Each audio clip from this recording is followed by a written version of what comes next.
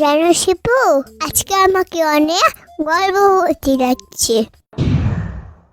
গর্ভবতী লাগছে মানে? মানে ওই যে পাউট পাউট। আরে ওইটা গর্ভবতী না, গর্ভবোধ করা হবে। চুপ, একদম চুপ। আর তাছাড়া পাউড না, প্রাউড হবে। চুপ। আচ্ছা যাই হোক, তুমি কি জন্য গর্ভবতী হচ্ছ শুনি? আমি একজনের অনেক বড় উপকার করে দিলাম।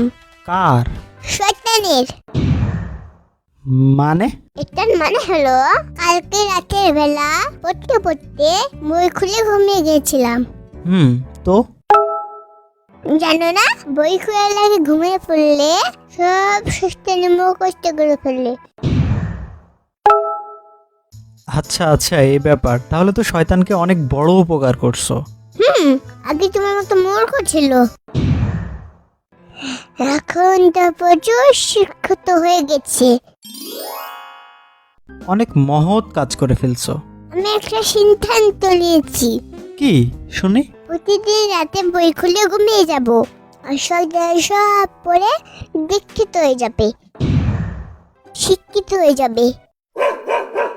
আচ্ছা এটা বুঝলাম, কিন্তু শয়তান যদি শিক্ষিত হয় তাহলে তোমার কি লাভ? আমা, সমাজের নিচে পায়ে দাঁড়াতে হলে শিক্ষিত হিসেবে আমাকে ভালো লাগবে। অনেক গভীর চিন্তা করে ফেলছো তো। তবে আন্টিকে বলবো মাসিক একটা বেতনের ব্যবস্থা করে দাও। আচ্ছা এতক্ষণ সবই বুঝলাম, কিন্তু এই আন্টিটা আবার কে? সন্তানের আম্মু তোমার আন্টি।